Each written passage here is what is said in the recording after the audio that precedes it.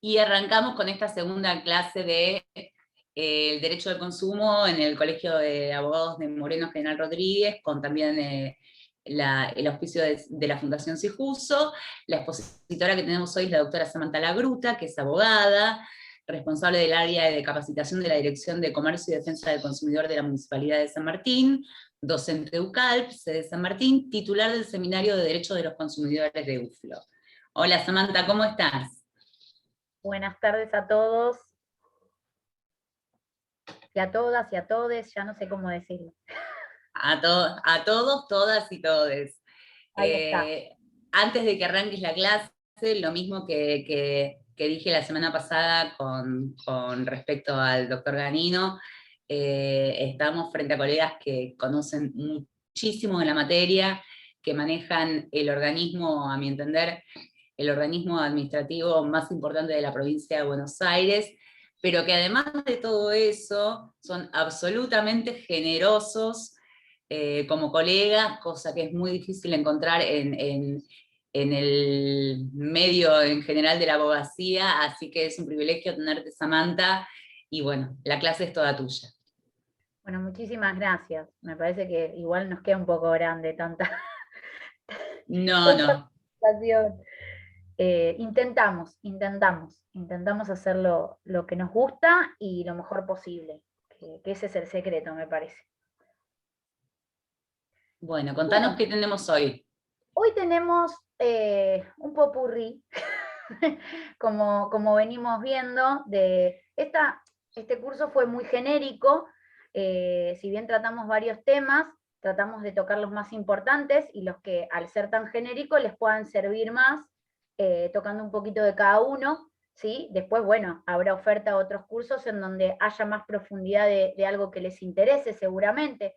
Por ejemplo, se va a hablar de daño directo y daño punitivo, y de lo que es reparación de daños en la esfera de consumo, pero se va a hablar más genérico porque hay un curso específicamente de eso, porque hay mucho para hablar de eso. Vamos a hablar del acceso de los consumidores a la justicia, tanto a nivel judicial o sea administrativa, también rápidamente. Vamos a hacer un resumen para que ustedes tengan un pantallazo que les sirva, a pesar de que sea rápido y no tan en profundidad, les va a servir. Vamos a hablar de trato digno, vamos a hablar del deber de seguridad, y vamos a hablar un poco de acciones colectivas, ¿sí? Y de las asociaciones de defensa del consumidor. ¿Estuve bien? Me había silenciado, perfecto. Cuando quieras, arrancá, estás como anfitriona, podés Bárbaro. subir lo que quieras. Bueno, nada, ante todo, vuelvo a repetir, mi nombre es Samantha Roxana Lagruta, ahí lo tienen, trabajo en la sede de la Municipalidad de San Martín de Defensa del Consumidor, trabajo con el doctor Ganino, que lo tuvieron ayer, y con el doctor Luisi, que va a dictar otros cursos hace muchísimos años, creo que más de 11, y trabajo específicamente en esta materia también, más o menos en esa misma cantidad de años, más allá de que soy abogada, tengo mi estudio y todo, en otros fueros y en otros temas, pero el secretito es el que más me gusta, es al que más cariño le tengo. La realidad es que, como les dije recién, el secreto de que a nosotros, creo, ¿no? Se nos entienda mucho cuando hablamos, cuando explicamos y cuando tratamos de nutrirlos a todos de este derecho de consumo que nos viene bien a todos porque todos somos consumidores, es justamente esto de que nos apasiona. Para nosotros es una pasión y queremos que avance, esa es la realidad. Por eso estamos en esto, en que todos, cada vez hay más cursos, cada vez hay más oferta de educación al consumidor, no solo al que se dedica a defender al consumidor, sino también al que está del lado de la empresa, del lado de las compañías, del lado del Estado, porque la idea es que todos entremos en la esfera del consumeril, así hay una unidad en este derecho y podemos hasta incluso, como queremos, crear un código, ¿sí? Que es lo que se viene, la idea, como hay en otros países. Así que bueno, voy a arrancar con el primer tema, ¿sí? Que es trato digno. Voy a cerrar 2 minutos la puerta, perdón. Perdón, ¿eh? Así se escucha mejor y ya no me distraigo. Bueno, yo voy a compartir todo el tiempo pantalla, ¿sí? Por eso para mí era fundamental esta opción, porque me guío mucho y les va a servir a ustedes los PowerPoint, ¿sí? Y además de guiar, siempre siento que es mucho más dinámica, ¿sí? La charla, si podemos visualizar lo que yo voy diciendo, porque también por ahí hay algo que les sirve tomar nota, ¿sí? Y bueno, es más fácil. Bueno. Ahí voy a tratar de ponerlo para que lo vean completito. Ahí está. Bueno, yo creo que hace poco que se viene hablando del tema del trato digno a los consumidores. No es un tema que arrancó apenas empezamos a hablar de derecho de consumo, ni apenas sancionamos la 24, ni apenas estuvimos con el 42 en la Constitución, porque si bien estaban incluidos en todos estos temas, no era algo tan corriente, pero es algo no menos importante por ello. Es más, creo que lo más importante hoy en día es saber lo que es el trato digno al consumidor, porque nos va a servir de apoyo en un montón de otras cuestiones de derecho de consumo. Para que tengan una idea, en San Martín lo que nosotros hacemos es considerar como falta el trato digno respecto del consumidor a cualquier empresa que a la primera audiencia venga sin información o respuesta al reclamo. Justamente porque ya el consumidor tuvo que perder mucho tiempo en los pasos previos a venir a hacer la denuncia de defensa del consumidor, seguramente reclamó en varias oportunidades, tiene números de reclamo, etcétera. No obtuvo respuesta, no obstante a ello tuvo que hacer una denuncia con la burocracia que a veces determinadas oficinas, incluyendo la nuestra, tiene, lo cual hace que demore también ese procedimiento. Entonces, ¿qué? Sabiendo la empresa de antemano la denuncia del problema, no habiéndolo solucionado, después teniendo la notificación nuestra con toda la documental, venga después de un mes o dos a una audiencia sin respuesta o a decir vengo a tomar vista, es un claro efecto del trato indigno al consumidor, ¿sí? Entonces nosotros lo incluimos, ¿sí? Como parte de un speech que ponemos en la cédula que le enviamos a la empresa cuando le notificamos de la audiencia. Como para que ya tengan ahí en vista que si en algún momento inclusive llegan a tener una sanción, va a ser un agravante el no haber traído respuesta a la primera audiencia. A ese punto hemos llegado en considerar tan importante al trato digno. Bueno. Como vienen escuchando seguramente, siempre que hablamos de derecho al consumo o del consumidor, siempre tenemos que partir de la Constitución Nacional, ¿sí?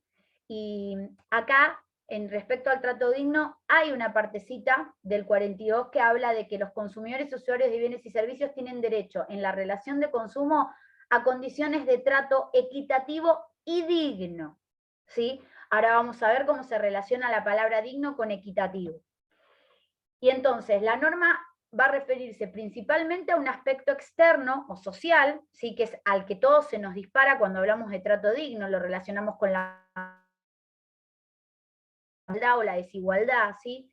Después al tema del honor, del respeto, ¿sí? O la consideración, ¿sí? Que se debe tener a la persona, la dignidad humana, obviamente, que es el principio elemental o fundamental, diríamos, del derecho natural.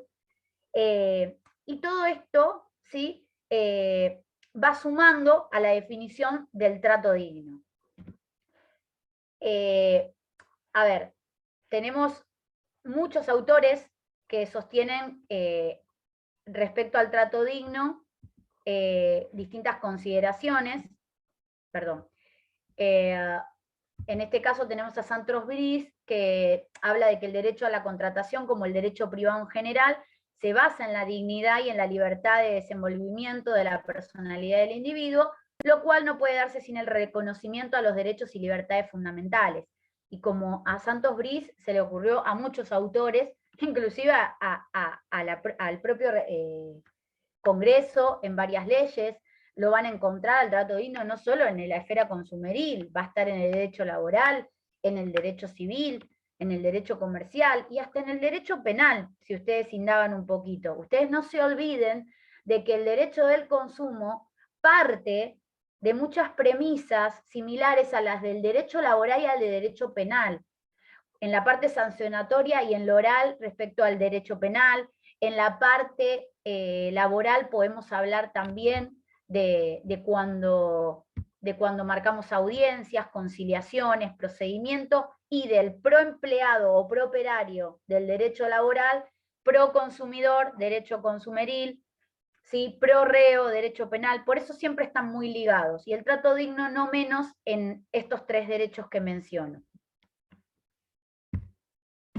Bueno, el 8 bis en la 24240 nace en el año 2008, ¿sí? Ustedes acá tienen la definición, ¿sí? Los proveedores deberán garantizar condiciones de atención y trato digno y equitativo a los consumidores y usuarios. Deberán abstenerse de emplear conductas que coloquen a los consumidores en situaciones vergonzantes, vejatorias o intimidatorias. No podrán ejercer sobre los consumidores extranjeros diferenciación alguna sobre precios, calidades técnicas o comerciales, o cualquier otro aspecto relevante sobre los bienes y servicios que se comercialice. Cualquier excepción a lo señalado deberá ser autorizada por la autoridad de aplicación en razones de interés general debidamente fundadas, ¿sí? Y acá también nos menciona un poquito del tema de los reclamos extrajudiciales de deudas, y ahora vamos a indagar en eso, que deberán abstenerse de utilizar cualquier medio que le otorgue apariencia de reclamo judicial. Esto fue un agregado, porque ustedes habrán visto que donde más se hace o se hace mella en lo que es la falta del trato digno al consumidor es cuando el consumidor resulta deudor. Parece que, aunque me perdonen la palabra, el consumidor pasa a ser una lacra, ¿sí? A la que tenemos que perseguir constantemente, intimidarlo, discriminarlo, acosarlo porque debe. A ver, nadie va a descreer que la deuda es genuina y que como proveedor tenemos derecho a cobrarla, ¿sí? Pero no a cualquier costo. Yo he visto en todos estos años que trabajo en este derecho cosas que no se imaginan que hacen las empresas para perseguir al deudor, en este caso un consumidor con deuda. En un caso, hasta amenazaron a la persona. ¿Cómo se enteraron? No lo sé, porque ustedes saben que tienen estos mecanismos de enterarse de todo. Amenazaron a la persona que debía de pararle el trámite de adopción en el fuero de familia que la persona estaba haciendo, ¿sí? Algo que obviamente la persona no sabía en ese momento que no se puede hacer y que seguramente era una mentira, porque esas son amenazas. Generalmente en la práctica no hacen nada de lo que nos dicen por teléfono o por mail o por carta que nos van a hacer. Pero la realidad es que los consumidores, sobre todo los hipervulnerables, ¿sí? Que es una figura muy ligada al trato digno, se lo creen. Se lo creen porque les faltan medios para no creer, ¿sí? Entonces tienen ingenuidad, están nerviosos, los agarran desprevenidos, ¿sí? Entonces esa situación hace que caigan en las redes de estos acosos y de estas cuestiones que logran las empresas amedrentar al consumidor, que nadie descree de la deuda, que nadie descree del objetivo, ¿sí? Pero no a cualquier costo. El fin justifica los medios, no es así en este caso, ¿sí? Y justamente una de las cosas que pasaba también es que al que debía le enviaban una carta que simula una apariencia de embargo judicial, ¿sí? Entonces muchas personas se lo creían y venían, pero destrozados a la oficina, o llamaban diciendo que les iban a embargar los bienes, que les iban a embargar la jubilación, o sea, en estados críticos venían las personas, realmente. Y uno les tenía que explicar que esto no es así, que esto no era una carta que tenía que ver con lo judicial, que era solamente una mera amenaza, que no tenía, que solo era una apariencia, y justamente como acá dice el artículo que se agregó, en donde no se puede dejar pasar esto y debe ser castigado, ¿sí? El proveedor que utilice, ¿sí? cualquier instrumento para amedrentar al consumidor con apariencia de reclamo judicial, ¿sí? Bueno, después viene, obviamente, nombramos a la Constitución, nombramos a la Ley 24240, el 1997 el Código Civil y Comercial no podía faltar, ¿sí? Que ayudó muchísimo, porque ustedes piensen que en el 2008 se empezó a hablar de trato digno en la 24, pero el Código Civil y Comercial es del 2015. Y antes del Código Civil y Comercial, cuando estaba el Código Civil, ya no el de Vélez, no se hablaba prácticamente en la esfera consumeril del trato digno, ¿sí? Esta es una de las hermosas y bellas comparaciones del Código Civil y Comercial, ¿sí? En lo que es la esfera de consumo. Y ahí habla de que los proveedores deben garantizar condiciones de atención y trato digno de los consumidores y usuarios, la dignidad de la persona debe ser respetada conforme a los criterios generales que surgen de los tratados de derechos humanos, los proveedores deben abstenerse de desplegar conductas que coloquen a los consumidores en situaciones vergonzantes, vejatorias, intimidatorias, muy parecida a esta última parte a la redacción del 8 bis que hicimos mención en la anterior filmina. Pero sigue esto, ¿sí? Sigue en el 1098, cuando habla de trato no discriminatorio, ¿sí? Hace agregados, ¿sí? No pueden establecerse diferencias basadas en pautas contrarias a la garantía constitucional de igualdad, ¿sí? En especial a la de la nacionalidad de los consumidores.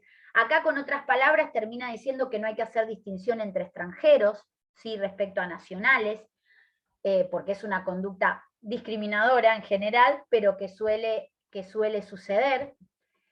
Y saliendo un toque del código, decimos y nos preguntamos si existía el trato digno previo al 2008, ¿sí? Con la inclusión en la 24. Y podemos decir que sí, no directamente como trato digno. Vieron que yo les dije que en el Código de Vélez no estaba, prácticamente, o en comillas, no estaba en la 24, entre comillas, pero tenemos principios que todos los que somos abogados o estudiantes de Derecho podemos venir a la memoria ahora con eso, que es el principio de buena fe, el principio de no discriminar, distintos principios y hasta, ¿por qué no?, garantías constitucionales que todos tenemos dando vueltas siempre, que de alguna forma están llevándonos a lo que es el trato digno. Y si bien el trato digno, no equitativo, muchas veces implica un trato indigno, ambos conceptos son diferentes, ¿sí? El trato indigno, por ejemplo, son las colas en los bancos, las filas en los bancos en invierno y afuera, a la intemperie, ¿sí? Ese sería un claro ejemplo de un trato indigno. Y el trato inequitativo, para hacer la diferencia, son las filas en bancos diferenciadas, ¿sí? O cajas premium, VIP, exclusive banking, o la palabra que más les guste. ¿Hay diferencias? ¿Que las dos configuran un trato indigno? Sí, pero una tiene que ver estrictamente con la literalidad de la palabra indigno y la otra con un trato inequitativo que está dentro, ¿sí? Como venimos viendo, de la figura del 8 bis de la ley 24240. Y, a ver, haciendo rápidamente, les voy a dar un ejemplo. Recién hablamos de las filas de los bancos, ¿sí? Bueno, nosotros en defensa del consumidor, para ir a la práctica de lo que se hace con este tema, les voy a contar otra cuestión.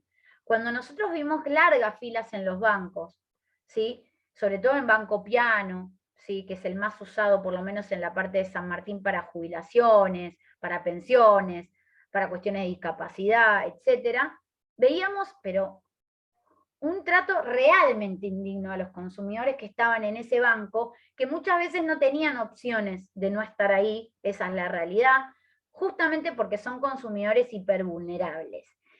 Y acá vengo con esta palabra, que por ahí hoy no voy a tener una filmina para hablar de eso, pero se las quiero incluir porque es importantísimo y porque de acá en más, y de acá hace unos años atrás y para adelante se está hablando mucho del consumidor hipervulnerable, que no es otro que aquel que tiene respecto a otro consumidor, ¿sí? Desventajas. ¿Por qué? Porque puede ser una persona que no sepa leer ni escribir, o no sepa leer o escribir, que ya está en desventaja en la sociedad en la que estamos hoy. Puede ser una persona, como digo yo, ignorante tecnológico, que hoy en día es hiper vulnerable una persona ignorante tecnológica, porque realmente para una factura, para un pedido, en pandemia sobre todo, era súper necesario contar con un conocimiento, aunque sea básico, en tecnología. Y ni hablar de las cuestiones que todos sabemos que hace a la hipervulnerabilidad por naturaleza, que es una cuestión de edad, la vejez o las personas jubiladas, las personas discapacitadas y las personas con escasos recursos. Todo ese grupo de personas y algún otro que me puedo llegar a estar olvidando, se llaman consumidores hipervulnerables y son los que generalmente están intrínsecamente ligados a lo que es el trato indigno como consumidores, ¿sí? Porque nadie piensa en que un jubilado claramente, ¿sí?, no puede pagar 5 préstamos de 10.000 pesos cada uno si su haber es de 30 por mes, ¿sí? Bueno, esto es parte de la hipervulnerabilidad y el trato indigno que en este caso el banco le está dispensando.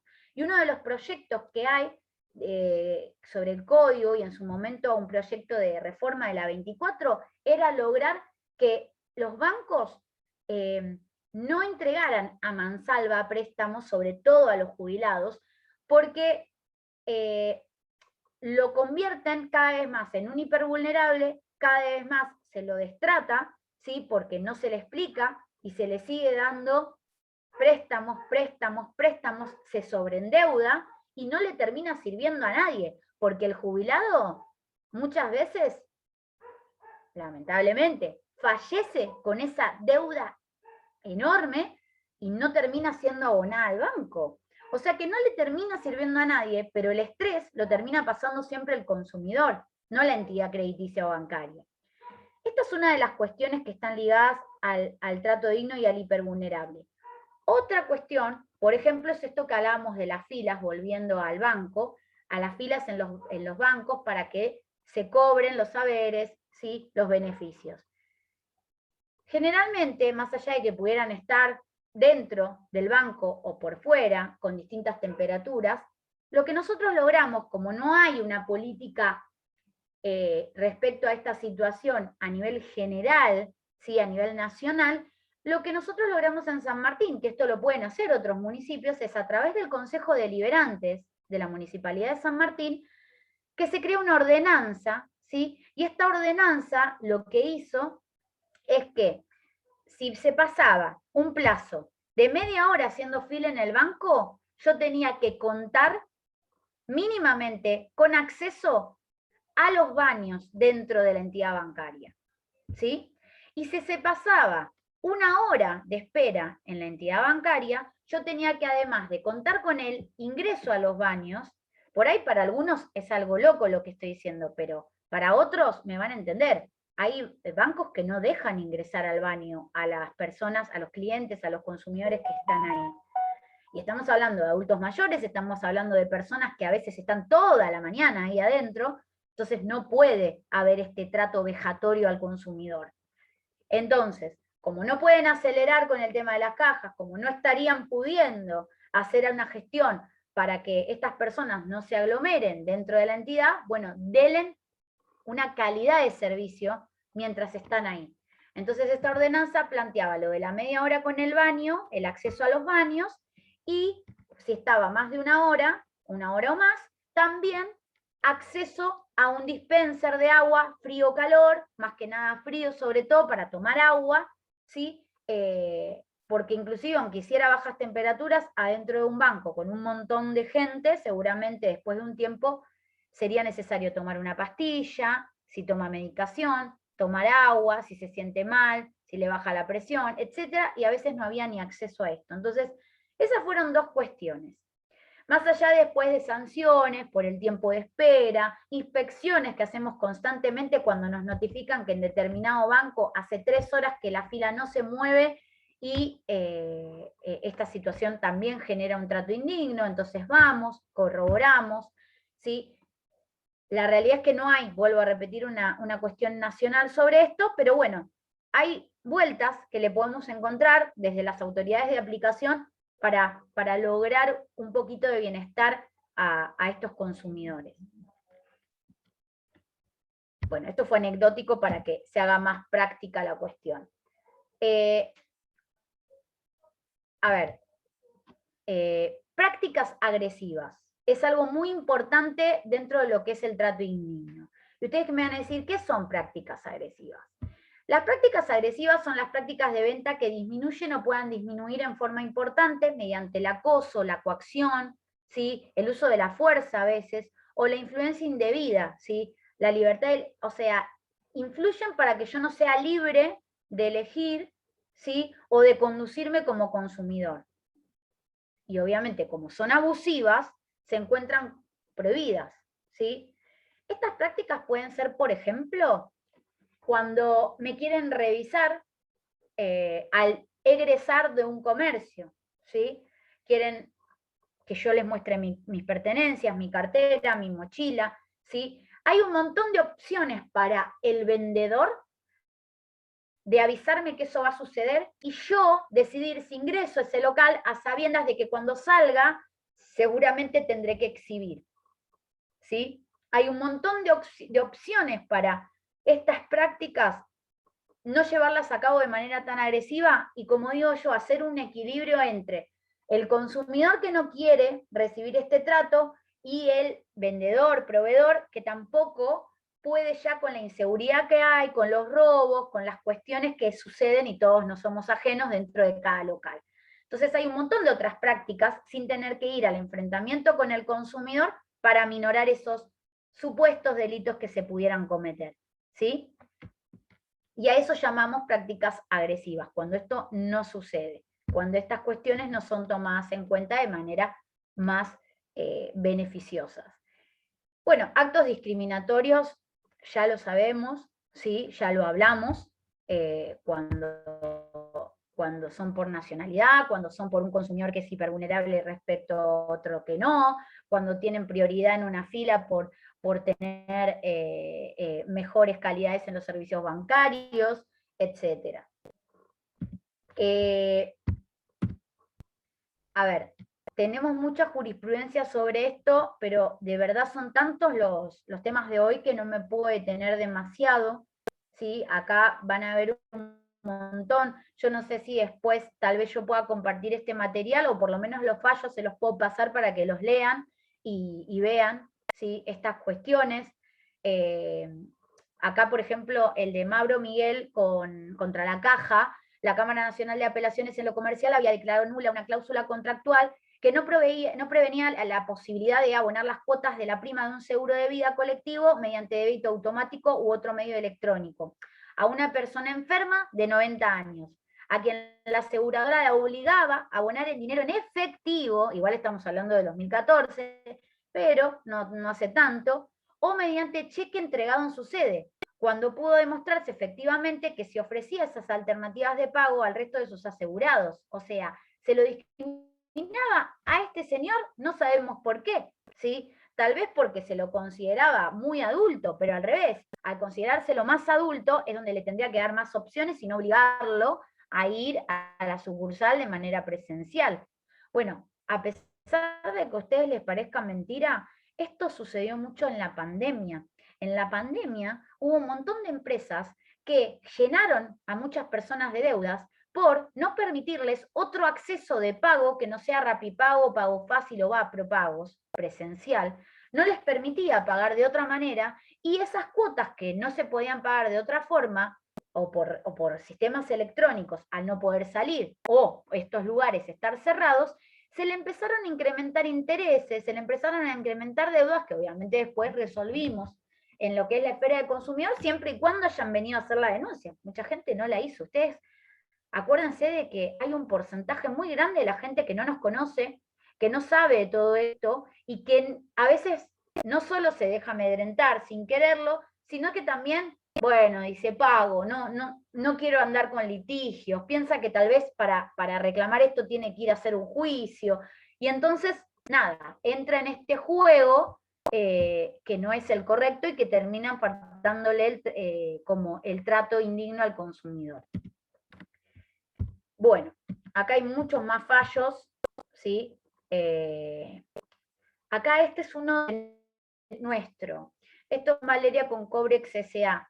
La denunciante manifestó que poseía una deuda con el Santander, que bueno, había llegado, es la típica que les conté, le mandaban mensajes, bueno, la acosaban y obviamente nosotros eso lo consideramos como un trato indigno, más allá de que la deuda sea genuina, ¿sí? Y sancionamos en este caso a la empresa.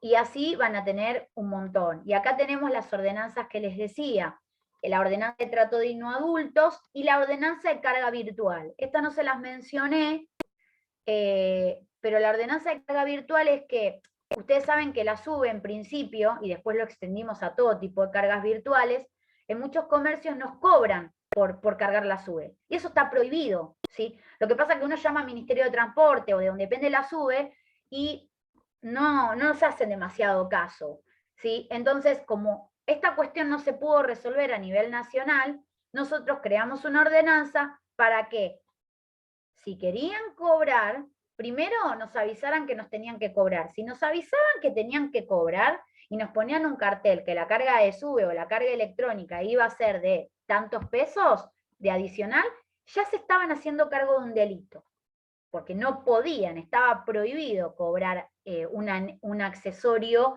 o un adicional por recarga. Entonces, la mayoría de los negocios infringía el artículo 4 de la 24, que es el deber de información, porque no lo avisaba, porque si lo avisaba se hacía cargo de un delito. Entonces, por ahí enganchábamos, hasta que salió la ordenanza de prohibición, ¿sí? Cuando salió esta ordenanza de prohibición, nos dio las herramientas para directamente no ir por el artículo 4, ir directamente, está prohibido cobrar la carga de SUBE en San Martín o la carga de cualquier medio virtual de recarga, así que si lo cobras como adicional, multa, sanción, ¿sí? Bueno, y después nos pasó algo muy loco, con esto voy a terminar el tema, que íbamos caminando por la peatonal de San Martín. El que no conoce San Martín, como muchos lugares, tiene una peatonal, ¿sí? Una senda peatonal donde hay muchos negocios, está en el centro, y se detectó una publicidad, porque así somos de locos nosotros, que hasta cuando vamos por la calle vamos pensando en qué puede estar pasando en desmedro del consumidor. Y cuando íbamos por ahí, vemos esta hermosa publicidad que dice: el que paga la última cuota es un boludo.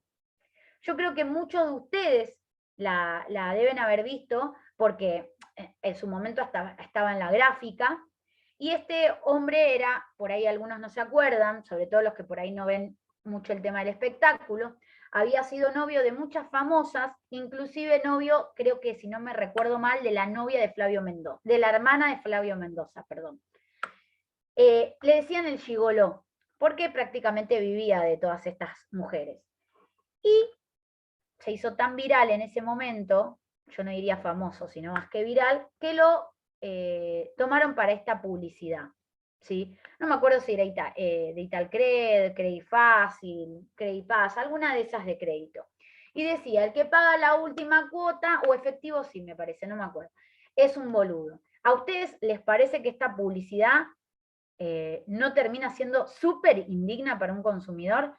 No solo me están diciendo que si yo pago soy una boluda, sino que además me están incitando a cometer un delito, que es no pagar una obligación, ¿sí? Bueno, obviamente hubo una super multa y se terminó sacando esta publicidad gracias a este paso por la peatonal de esta gente tan apasionada que somos nosotros. Bueno, con eso terminé el tema de trato digno, ¿sí? Espero no estar aburriéndolos, los tengo a todos fuera de cámara, espero que estén bien, que no se me hayan dormido. Voy a pasar, bueno, ahí estoy viendo algunos que veo que por ahora no están dormidos. Voy a pasar a deber de seguridad, ¿sí? Ahora va a haber un PowerPoint más colorido, a ver si los levanto. Ahí voy. Bueno. A ver, tenemos el deber de seguridad. Es uno de los artículos de la 2440, el deber de seguridad, que muchas oficinas de defensa del consumidor, es más, muchos distritos no saben utilizar, ¿sí? Pero está, y hay que encontrarle la vuelta. Y les aseguro que es muy útil. Obviamente todo como antes con el trato digno, parte del artículo 42, y encontramos una palabrita que nos trae al deber de seguridad, cuando dice que los consumidores y usuarios de bienes y servicios tienen derecho a la relación de consumo, a la protección de su salud, de seguridad e intereses económicos, y sigue. ¿Sí? Ven como este 42 magnífico nos va trayendo un poquito de cada artículo de la 24 que vamos desglosando. O sea que nos está incorporando en la protección, ¿sí?, que tenemos a nuestros derechos respecto a la seguridad, ¿sí? Y esto lo vemos reflejado en el artículo 5 de la 24240, cuando decimos: protección al consumidor. Las cosas y servicios deben ser suministradas o prestadas en forma tal que, utilizadas en condiciones previsibles o normales de uso, no presenten peligro alguno para la salud o integridad física de los consumidores o usuarios, ¿sí? Y nos estamos metiendo en una esfera muy complicada, si ustedes la ven, pero qué fácil nadar para salir y encontrarle la vuelta en este artículo 5. El deber de advertencia del artículo 6 que sigue, la responsabilidad por el vicio o riesgo de la cosa comercializada por el servicio prestado del artículo 40, ¿sí? Todo esto nos termina dando la pauta, junto con el artículo 4 del deber de información, ¿sí? De cómo podemos manejar el deber de seguridad. Y justamente lo que tenemos que ver es que la noción de relación de consumo determina, por tanto, el alcance material, ¿sí?, de la obligación de seguridad, de modo que será exigible cuando aquella sea reconocida. La relación de consumo se individualiza por el mero contacto social entre proveedor y consumidor-usuario en los términos que fija la propia 24240, no siendo necesaria la existencia o subsistencia de un vínculo contractual. ¿Qué quiere decir esto? Que si yo, ¿sí?, estoy en el estacionamiento de un supermercado, ¿sí?, dejo mi auto, bajo, y a mi auto o a mí nos pasa algo sin todavía haber comprado en el supermercado, por esto estoy protegido como consumidor. ¿Se entiende? A esto hace referencia el que no sea necesaria la existencia o subsistencia de un vínculo contractual directo, ¿sí? ¿Se entiende? Lo mismo es si ustedes entran, por ejemplo, a un supermercado, vamos a otro lado, al McDonald's, ¿sí?, por decir algo. Entramos al McDonald's. No nos pusieron advertencias, nada, el piso estaba resbaloso, ¡tum! Me caí, me esguincé. ¿No tiene el deber de seguridad McDonald's por mi persona? Aunque todavía no haya llegado a comprar mi riquísimo combo. Bueno, sí lo tiene, ¿sí? Y así se me pueden ocurrir miles de ejemplos, no solo para dárselos acá, sino que hemos tenido casos dentro de la oficina. Por eso les digo que es un muy buen artículo, el del deber de seguridad.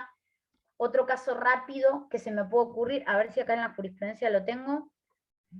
Bueno, acá tengo acá está. Tenemos el consumidor denunció que le realizaron diversas extracciones en cajeros automáticos por un total de 8.000 pesos, ¿sí?, que él desconoce. El cajero estaba en el banco X. El banco X no tiene el deber de seguridad para que no maltraten, no intervenga de manera delictiva alguna persona, ese cajero, y yo como cliente no sufra después esta cuestión. Los famosos pescadores en los cajeros, ¿sí? ¿Quién tiene el deber de seguridad de ese cajero máquina? ¿Sí? El que detenta ese cajero. ¿Y quién es el que lo detenta? Y en principio el banco. Si después está la Redlink, Prisma, si está el que fabrica el cajero, bueno, eso a nosotros no nos interesa, eso ya serán cuestiones a dirimir, pero el banco es al que yo le voy a reclamar, el que detenta ese cajero en el que yo voy, y en el que además a veces estoy presa de ir, porque si yo no voy a ese cajero no tengo plata, si no tengo plata no puedo sacar mi sueldo o mi dinero o mi haber, ¿sí? O sea que es una obligación prácticamente que uno tiene de ir a sacar plata al cajero máquina, digo, porque muchas veces no nos permiten el cajero hombre, que por ahí hoy sería un poquito más seguro que el cajero máquina, ¿sí? Y bueno, en este caso se sancionó, ¿sí? Porque obviamente no le reconocieron lo que dijo el consumidor, se sancionó al banco francés, ¿sí? Con una multa de 15.000 pesos, que es lo que va a las arcas del municipio, digamos, si el banco pagaba, y a Prisma Medios de Pago, que en este caso era era Red Banelco, y ellos eran Prisma, con una multa de pesos 50.000, ¿sí? Y después también se impuso al consumidor, o sea, a favor de él, la multa de daño directo, que ahora vamos a ver adelante qué es, tanto respecto a Prisma como respecto al banco francés. O sea que tenían que pagar una multa que va al municipio y la multa que va al consumidor, por en su momento tal vez no haber conciliado los 8.000 pesos que reclamaba el consumidor. Como ven, el deber de seguridad está en todo, no está tanto en algo que no compré o no llegué a materializar, está en algo delictivo como los pescadores en un cajero automático. Hoy podemos también asemejarlo, por ejemplo, ¿vieron lo que está pasando mucho con el tema de los phishing, ¿sí? Los delitos electrónicos? Esto de que me llaman por teléfono, dicen ser del banco y después termino teniendo que pagar un préstamo que yo nunca saqué y que yo nunca obtuve el dinero. Bueno, esa es otra práctica en donde tiene que automáticamente salir de manifiesto el deber de seguridad. El deber de seguridad de las entidades crediticias, bancarias, ¿sí? De quien sea, respecto a brindarle seguridad al cliente y que esta persona no quede presa de este tipo de delitos. Porque a la larga el consumidor sigue siendo siempre el más vulnerable. Ustedes recuerden que los que tienen la posibilidad de hacer que esto no pase son los que no somos los vulnerables, sino los que están del otro lado, ¿sí? Y también acuérdense de algo, por si todavía no lo vieron. La carga de la prueba en defensa del consumidor es del proveedor, ¿sí? Yo digo que yo fui al cajero, no me dio la plata, ¿sí? Y después aparece que la plata salió de mi cuenta, como en el caso de este hombre, yo no tengo que probar que eso sucedió. Yo denuncio. A mí me tiene que probar el banco, Prisma, Redlink, quien sea, que ellos la plata me la dieron. ¿Se entiende? Lo mismo respecto a esto que decíamos. Me resbalo en el McDonald's, ellos tienen que probar que estaba todo perfecto y que yo me resbalé porque yo soy torpe, no porque había un problema en el piso del McDonald's. ¿Se entiende? La realidad es que es tan difícil a veces probar lo contrario a lo que dice un consumidor, porque también hay consumidores que mienten, tan difícil que muchas veces las empresas prefieren llegar a un acuerdo, ¿sí? Que probar, que tener esta carga dinámica, ¿sí? Y más cuando pasan muchos años en el medio, entonces, por eso, por ejemplo, nos pasó hace poco de una persona que reclamó que le habían robado la red de auxilio y le habían violentado la parte del baúl, por lo cual tuvo que hacer un arreglo en el estacionamiento del, creo que era Jumbo, Easy, alguno de esos. Obviamente Cencosud es quien detenta este estacionamiento y no quiso llegar a un acuerdo, no quiso, pero ni siquiera ofreció nada, venía prácticamente siempre sin información, etc. Y el consumidor, la realidad es que a lo último, lo único que pedía eran las herramientas que le habían robado el baúl y el arreglo del baúl, porque la rueda de auxilio se la había cubrido el seguro. ¿Sí? Ya estaba cubierta por el propio seguro, o sea que eso lo sacó hasta incluso del reclamo. El consumidor no se quiso en ese momento enriquecer ilícitamente. Y no hubo respuesta de esta empresa. Entonces, obviamente, hoy está para sanción. Y se va a sancionar porque el deber de seguridad era por más que pongan los famosos cartelitos de que la casa no se hace responsable, cuide sus pertenencias por robo o extravío, no. Ellos se hacen responsables, no pueden no hacerse responsables, ¿sí? Porque es la esfera del deber de cuidado que ellos tienen para el consumidor. Bueno, y así puedo estar con millones de casos, pero no, porque si no, no vamos a llegar. Bueno, terminamos con trato digno, el tema del deber de seguridad. Ahora voy a ir rápidamente a... esperen, ahí está. Bueno, para orientarlos un poquito, antes de yo seguir, porque menciono jurisprudencia, menciono cosas y capaz nos confundimos, ¿sí? Para adentrarlos un poquito en cómo es la parte del procedimiento de protección a los consumidores que tenemos en nuestro país, ¿sí? Tenemos varias alternativas. Tenemos el ámbito administrativo, del que soy parte, ¿sí? Que son las llamadas OMIC, que hoy son mal llamadas OMIC. Las OMIC son las Oficinas de Defensa del Consumidor, ¿sí? Que dependen de los municipios, ¿sí? Tanto en la provincia de Buenos Aires, como en Cava, como en cualquier otra provincia. Antes se llamaban, la sigla OMIC es Oficina Municipal de Información al Consumidor, porque solo brindaban información, asesoraban, ayudaban en cuanto a la educación, por decirlo de alguna forma, respecto a cuestiones consumeriles, pero no intervenían en más de eso. Esto cambió hace muchísimos años, muchísimos.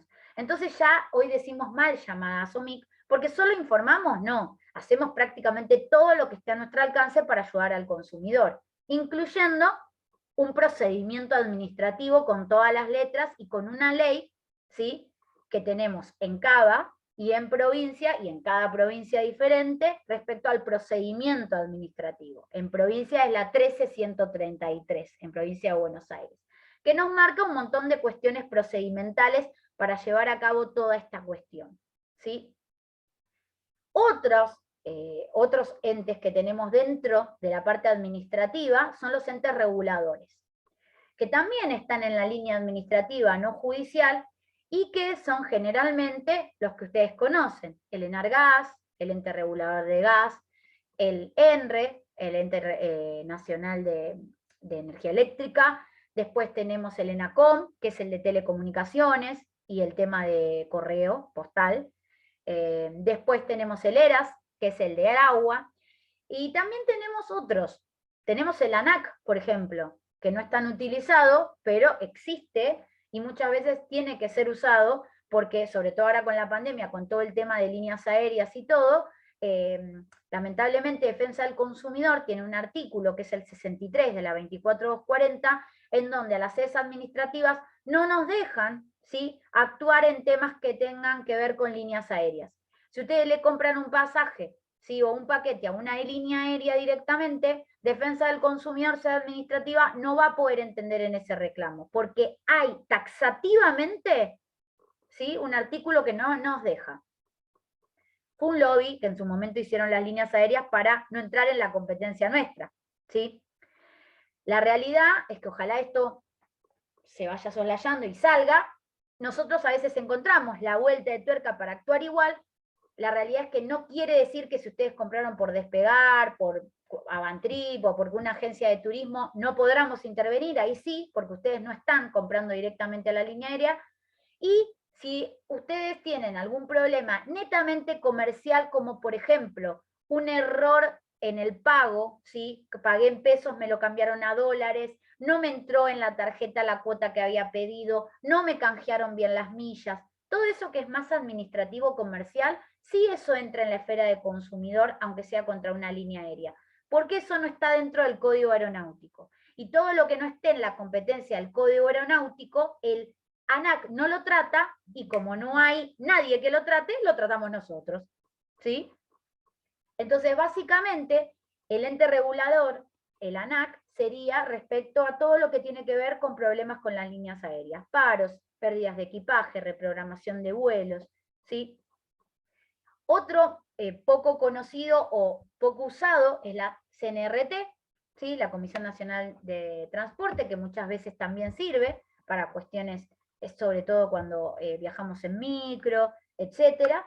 Y tenemos las superintendencias también, la Superintendencia de Salud, ¿sí? Que es una de las a las que más derivamos cuando son temas muy sensibles, en donde defensa del consumidor tal vez queda chico, ¿sí? Porque, nada, si bien tratamos de hacer todo lo que podemos, hay herramientas que no contamos y hay entes reguladores que son mucho más genuinos para tratar ese tema, ¿sí? Por ejemplo, en cuestiones de energía eléctrica, una cosa es un corte y otra cosa es directamente una usina que hay que reparar en todo un barrio, ¿sí? Una cosa es un cambio de caños dentro de una instalación, dentro de un hogar, y otra cosa, ¿sí? Es constantes robos de cables, ¿sí? En un ámbito barrio, etcétera, ¿sí? Hay cuestiones que sí, cuando se hacen más masivas o cuando se hacen más reiterativas o cuando parecen más magníficas en la cuestión, yo creo que el ente regulador es el que tiene que entender. Pero no es porque uno se lo quiera sacar de encima, ¿sí? Es porque a la larga, en algunos temas, de verdad, ellos son los más idóneos, ¿sí? Porque ellos tienen otras herramientas, ellos son los que les pueden ordenar ya a la empresa prestadora del servicio que haga lo que yo le estoy diciendo como ente regulador. En cambio, yo como defensa del consumidor tengo que arbitrar todo el procedimiento burocrático, de audiencia, de sanción. Igual no voy a poder obligar, a lo sumo voy a sancionar porque no hicieron lo que tenían que hacer, pero no obligo, ¿sí? En cambio el ente regulador sí lo puede hacer. Por eso muchas veces en temas tan urgentes yo los derivo al ente regulador. Y ojo, porque ente regulador y oficina de defensa del consumidor están en la misma vía. O sea, de que si yo hago el reclamo en el ente y no me gustó cómo me trataron, no puedo ir a defensa del consumidor, ¿sí? Lo mismo al revés. Tengo que elegir uno o elegir el otro, ¿sí? No puedo ir a los dos. ¿Se entiende? Esto es otro punto importante. Y la otra cuestión que tenemos también en el ámbito administrativo es el arbitraje de consumo.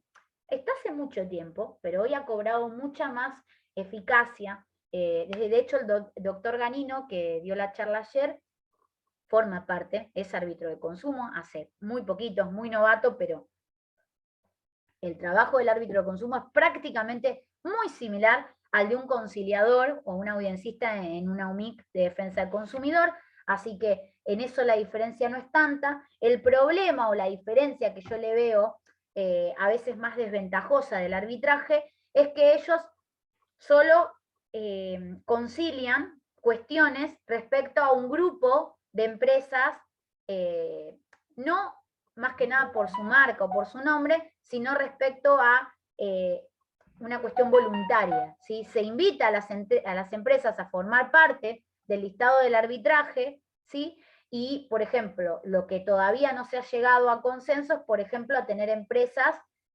con paquetes turísticos o proveedores de servicios turísticos, que durante la pandemia hubiese sido súper útil, ¿sí? En cambio, en defensa del consumidor sea administrativa, en un OMIC, no hay distinción. No invitamos a nadie. Acá llamamos al que tengamos que llamar respecto a la denuncia. No es que tenemos un listado de las empresas que participan dentro de nuestra oficina, ¿sí? Esa es como, digamos, la diferencia. Después el procedimiento es bastante similar y bastante ameno en cuanto a las conciliaciones. La otra cuestión, o la otra cara de la moneda, en la protección de los derechos del consumidor, son el ámbito judicial, ¿sí? Nunca lo vamos a dejar de lado, siempre acuérdense que está. Muchas veces nosotros podemos resolver cuestiones más rápidas y prácticas en lo que es la esfera administrativa, y después los daños y perjuicios, como no entran dentro de la esfera administrativa, ir a reclamarlos a la sede judicial, ¿sí? De hecho, la ley 24240 en casi el 60% de sus artículos, siempre abajo dice, independientemente de las acciones por daños y perjuicios que se puedan iniciar, porque siempre se puede, ¿sí? A ver, ¿Por qué no se resarcen daños y perjuicios dentro de la esfera consumeril administrativa? Porque no somos jueces los que trabajamos ahí. Y el derecho de daños está muy discutido dentro de la esfera administrativa. De hecho, ahora, como vamos a ver más adelante rápidamente, el daño directo, que es el único que se considera dentro de la esfera administrativa, hasta hace muy poquito no lo quería imponer nadie. Éramos 2 o 3 oficinas en 135 municipios que nos animábamos a poner daño directo, ¿sí? Porque hay, de alguna forma, hay una cuestión que dicen que los que no son jueces no pueden intervenir en el derecho de daños. Y yo como abogada lo entiendo, ojo, lo entiendo, pero el daño directo es una excepción a la mayoría de lo que habla el derecho de daños. Es algo mucho más práctico y directo en el que no hace falta, ¿sí?, pormenorizar en demasía en lo que es el derecho de daños. Por eso es la única excepción para mí, ¿sí? Después van a ver que obviamente todo lo que es un daño moral, lucro cesante, daño emergente, etcétera, son daños que tienen que ameritarse en una sede judicial con todas las herramientas de prueba que ahí se pueden llevar a cabo y teniendo un juez detrás que sentencie o no respecto a ellos. Por eso, daños y perjuicios no están en el ámbito administrativo, pero sí en el judicial. Y ahí ustedes van a tener el fuero civil y comercial en provincia, civil o comercial, depende del que se quieran llevar a cabo, en capital, ¿sí? El fuero contencioso administrativo, ¿sí? ¿Y por qué el contencioso administrativo? Me van a decir, porque en muchos municipios, ¿sí?, nosotros lo que hacemos es sancionar si no se llegó a un acuerdo y si corresponde al proveedor o empresa denunciada, y si esa sanción es apelada, ¿sí?, por la empresa o proveedora, eso automáticamente va en sorteo, como cualquier causa judicial en provincia, al juzgado contencioso administrativo. ¿Sí? Si hay más de uno en sorteo, si hay uno solo, al que hay. Y ahí el juez del contencioso administrativo va a tener que sentenciar o dictaminar si correspondía o estaba bien la sanción administrativa impuesta a ese proveedor o empresa que está apelando, y ahí se convirtió, en vez de, por ejemplo, la Gruta Samantha contra Telecom S.A., ahora terminó siendo Telecom S.A. contra Municipalidad de San Martín, ¿sí? Porque están apelando a la sanción administrativa. Una vez que termina ese litigio administrativo, ¿sí?, en el contencioso, si sale la sentencia a favor de la empresa, ¿sí?, obviamente esta ya no va a tener que pagarle ni al consumidor el daño directo, ni la multa al municipio, y si sale en contra, quiere decir que reafirma lo que Defensa del Consumidor, Sede Administrativa, impuso como sanción, y le va a ordenar pagarla. Si no paga las multas, ¿sí?, la municipalidad hará el juicio de apremio pertinente por el cobro de su multa, y el consumidor tendrá la habilitación de un juicio ejecutivo, ¿sí?, para cobrar ese daño directo impuesto a su favor, ¿sí? Tendrá como una especie, yo siempre les digo, el testimonio que le entregamos después de que ese juicio termina, ¿sí?, es como una especie de pagaré, ¿sí?, o cheque a favor del consumidor que solo tiene que ir a ejecutar, porque todo lo demás ya está aprobado. ¿Se entiende? Obviamente, como vamos a ver más adelante, no hay muchos abogados que se encarguen de esto. Los que estamos en la sede administrativa no nos podemos encargar de esto porque ya nos encargamos de la primera parte del proceso, así que el consumidor va a tener que pagar seguramente un abogado para esto. Y muchas veces, si el daño directo es bajo, no le conviene. Pero, como vamos a ver más adelante, hay asociaciones de defensa del consumidor que se están encargando de litigar en estos procesos y que le cobran mucho menos al consumidor, ¿sí?, o agarran varios parecidos y por ahí ni cobran, solo los gastos, el IUS, el bono, etcétera, y llevan adelante estos juicios, ¿sí? Obvio, si es un juicio de, no sé, 150.000 pesos, que vengan, que yo en el estudio, claramente, si no intervine en la parte administrativa, les tomo el caso, no tengo problema. Pero bueno, también hablamos de casos en donde por ahí el daño directo son 5.000 pesos, y hagan la cuenta de cuánto tienen para iniciar ese juicio en bono y jus, ¿sí? Entonces, por eso hay un gran problema, vacío legal respecto a eso, que hace rato que nosotros queremos que ver si o la Corte, ¿sí?, modifica alguna cuestión para que haya abogados, sobre todo de la esfera gratuita, o los patrocinios jurídicos gratuitos que puedan tratar estos temas, o los colegios de abogados que puedan ayudar con esto, o eximir de pago de jus, de bono, no sé, alguna vuelta que le encontremos, atento a que no va a haber una reforma aparentemente sobre eso, y así poder ejecutar esas hermosas sentencias que a veces no se pueden ejecutar por los costos. Bueno, entonces hasta acá, protección de los derechos del consumidor. Tengo un problema, tengo la vía administrativa y la vía judicial. ¿Sí? Bueno. Ahora, también hay que ver que en la sede administrativa se desdobla en dos. Tenemos, siempre hablando de lo que es Buenos Aires, ¿no? No vamos a ir a cada provincia en particular. La provincia de Buenos Aires, que como dijimos antes, tiene las oficinas de defensa del consumidor a nivel municipal y o provincial, porque también está la oficina provincial de defensa del consumidor, la que está en La Plata, ¿sí? Y se van a manejar con la ley 24240, que es la que nos manejamos todos, y la ley 13133, que es la de procedimiento administrativo, como les dije al principio, ¿sí? Esos son los caballitos de batalla para cualquier cuestión. En Cava, o en Ciudad Autónoma de Buenos Aires, tenemos lo que es la Dirección de Defensa del Consumidor a nivel Ciudad Autónoma de Buenos Aires, ¿sí?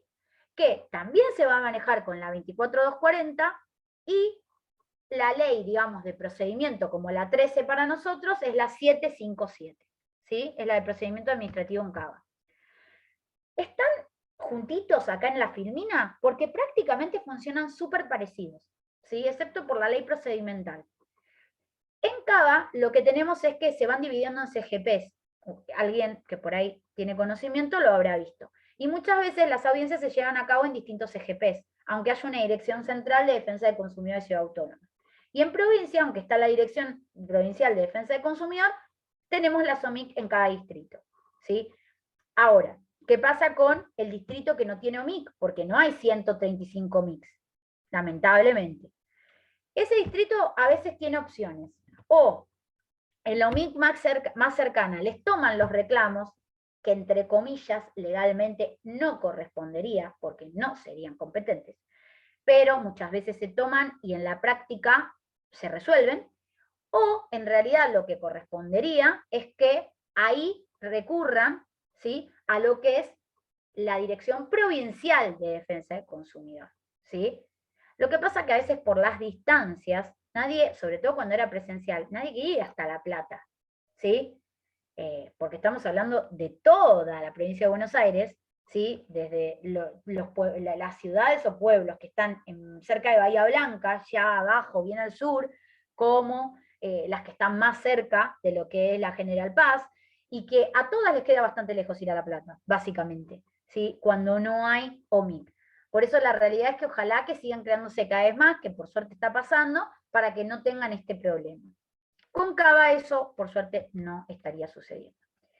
Y otro sistema que tienen, si ustedes no quieren recurrir ni a la SOMIC, ni al sistema SGPS o de Cava, ¿sí?, es el sistema COPREC, llamado Sistema de Consumo Protegido, sancionado con la ley 26993, ¿sí?, hace unos años, casi al final del segundo mandato de Cristina Fernández de Kirchner.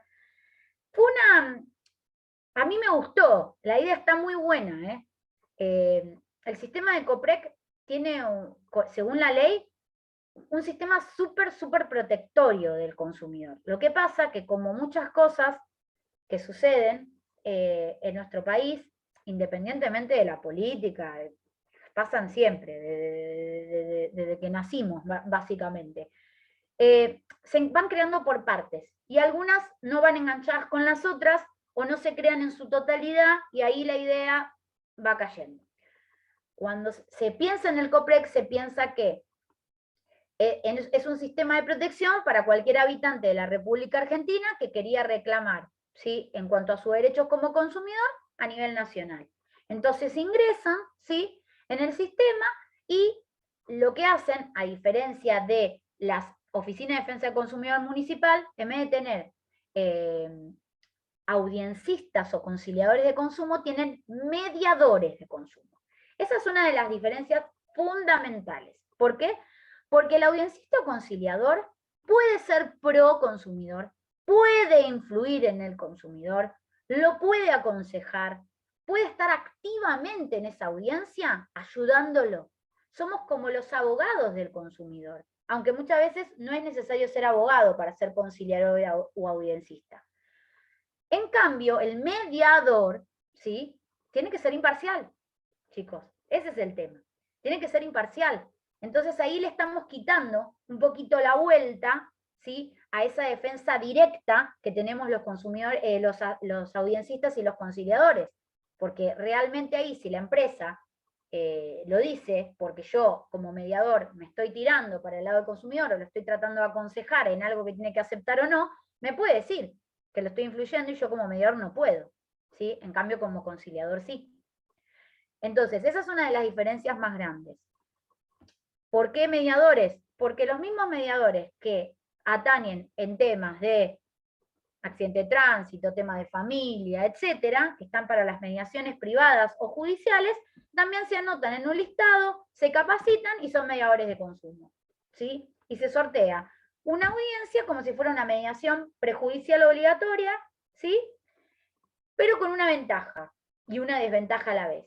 La ventaja, ¿sí?, es que voy a obtener ya agotada la vía administrativa previa para ir a lo judicial. Ustedes saben que en el ámbito de la provincia de Buenos Aires y de Capital, para determinados temas cada vez más, uno tiene que agotar primero una mediación. Si uno no hizo la mediación, no puede acceder directamente a la demanda y al juicio, ¿sí? Bueno, el COPREC suple esa mediación, ¿sí? Me habilita ya la vía judicial si no llego a un acuerdo. En cambio, en todo lo que vimos antes de sede administrativa, yo voy a tener que igual ir a sortear una mediación si quiero hacer un juicio. ¿Se entiende? Esa es la ventaja. La desventaja es que no es gratuito el COPREC, se cobra, porque el mediador cobra honorarios, ¿sí? No es un ámbito totalmente gratuito como sí lo es la parte de la SOMIC, ¿sí? Y eso hace que muchas empresas muchas veces no quieran llegar a un acuerdo dentro de lo que es el COPREC, porque va a tener que desembolsar el dinero que prefiere, aunque parezca mentira, pagárselo al consumidor que pagárselo al mediador. Entonces, por eso muchas veces no se llegan a esos acuerdos, por distintas otras razones también. Esta es una de las que me han comentado en la práctica muchas empresas que sí vienen y arreglan en lo que es la sede de la SOMIC. Esa es una de las cosas en contra, y la otra a favor. Y otra de las cuestiones es que a veces no, cuando no llego a un acuerdo en COPREC, no tengo la posibilidad sancionatoria que tengo en la esfera administrativa de OMIC, ¿sí? No tengo esa posibilidad, porque eso es parte de lo que no se creó. La ley habla de un auditor de consumo, ¿sí?, y de un juzgado especializado en consumo, ¿sí? Esa parte no se creó, solo se creó la mediación judicial, o la mediación, ¿sí?, prejudicial. Pero si yo no llego a un acuerdo, se archiva. ¿Y qué pasa? Yo usé COPREC porque no sabía que podía ir a un OMIC, porque muchas veces no lo sabe el consumidor.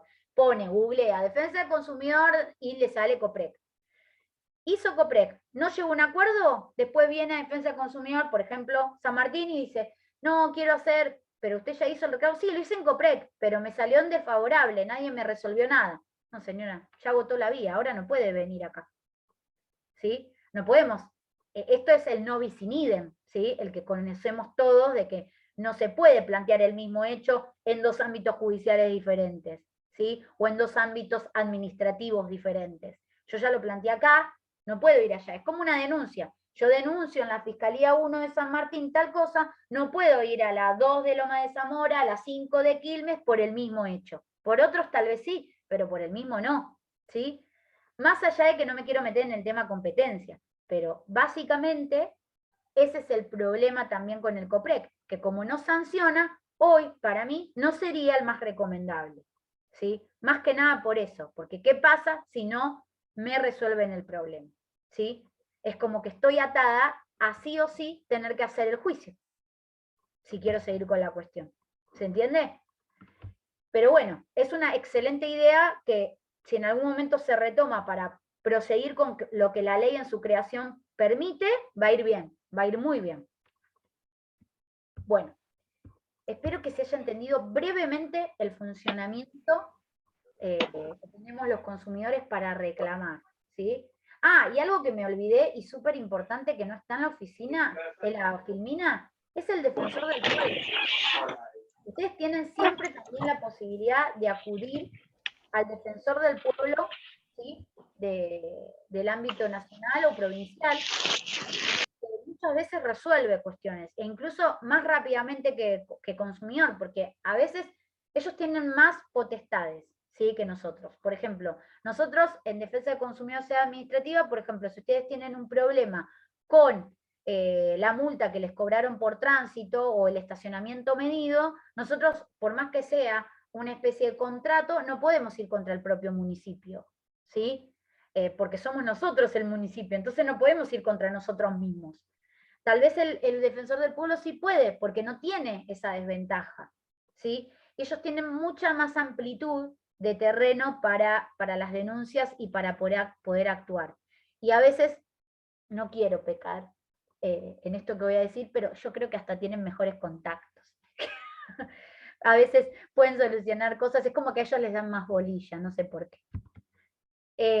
Así que básicamente no se olviden también de Defensoría del Pueblo para plantear un reclamo de consumidor que es perfectamente válido, ¿sí? Bueno, ahora, visto esto, ¿sí? Voy a, espérenme un segundito, que voy a ir.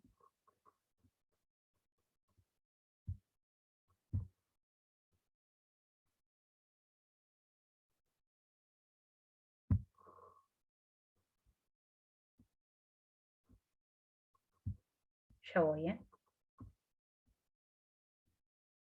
Tengo tantas ventanas abiertas. Ahí vamos.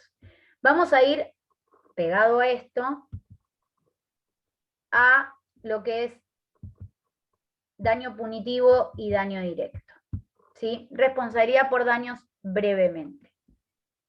Si me permitís, Samantha, lo que hablábamos, que lo ibas a hacer, lo ibas a presentar brevemente, en unos pocos días tenemos una clase especial de daños en la esfera del derecho del consumo, también dictada por ustedes. Esto lo quería aclarar y por supuesto están todos invitados, les va a llegar el flyer oportunamente. Sí, tanto de lo que hablamos recién del ámbito administrativo, sobre todo en provincia, que vamos a indagar muchísimo, ¿sí? Ahora me diste el pie. Hay también una clase de procedimiento administrativo en la provincia que va a indagar muchísimo. Yo lo di muy rápido, no les hablé específicamente del ámbito administrativo y del procedimiento, cómo se lleva a cabo, sus pros, sus contras, todo lo jugoso de este tema, porque no llegamos. Lo mismo es que hay otra clase también, o otra charla de responsabilidad por daños, y va a haber mucho, inclusive jurisprudencia, que eso a veces ayuda a entender un poco más sobre daños, y sobre todo el tema de daño directo y daño punitivo, que es como el caballito de batalla de la parte de daños en consumidor. Así que por eso ahora lo voy a dar muy brevemente, y van a ver que las filminas las paso rápido, porque realmente tiene que ser un tema más de todo lo que teníamos que dar hoy. A ver, nada, lo que ustedes saben de daños es la introducción que tenemos también para la esfera consumeril, ¿sí? O sea, siempre hablamos de la reparación de un daño causado, ¿sí? Y quién lo ha causado. Obviamente, como les dije antes, la carga de la prueba, ¿quién la va a tener? La va a tener la empresa o proveedor en este caso, ¿sí? Acá nos vamos a dirigir a presupuestos básicos, ¿sí? De antijuricidad, de existencia de un daño, relación de causalidad, el factor de atribución de responsabilidad, tanto objetivo como subjetivo, que siempre en general se puede ver en cualquier libro de daños, y que también tiene el Código Civil y Comercial, ¿sí? Hay corrientes de pensamiento respecto de castigar la conducta del sujeto que violó el principio general que obliga a no dañar, o de resarcir a la víctima antes que sancionar la conducta del dañador.